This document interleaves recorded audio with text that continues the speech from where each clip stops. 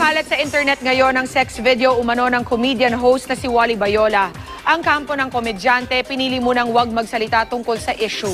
May report si Nelson Canlas.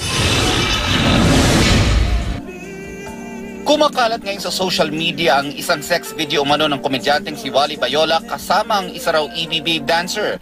Ayon sa Philippine Entertainment Portal o PEP.ph, na-i-upload daw ito sa YouTube kahapon at kumalat na rin sa iba pang social media sites. Hindi pa rin daw matukoy kung sino ang nasa likod ng pagpapakalat ng video. Sa gitna nito, minabuti ng kampo ni Wally na manahimik muna hinggil sa issue, maging ang sinasabing EB Babe na sangkot umano sa video.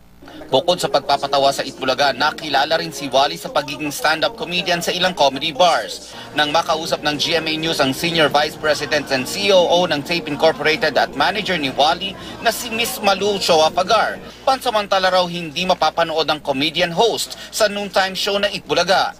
Posibleng kasuhan ng sinumang nag-upload ng video sa ilalim ng Republic Act 9995 o Anti-Photo and Video Voyeurism Act of 2009. Bawal din kumuha at magpakalat ng mga litrato o video ng maseselang bahagi ng tao at kanilang sexual activity nang wala nilang pahintulot. Maaari ring makasuhan ng mga simpleng nag-share lang ng video sa social networking sites at sa email.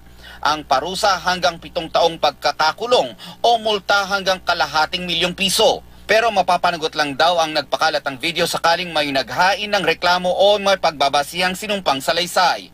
Nito lang nakaraang buwan, humingi ng tulong sa NBI si Chito Miranda matapos pagpiestahan sa internet ang kumalat niyang sex video kasama ang kanyang nobya. Nelson Canlas, Nakatutok, 24 Oras.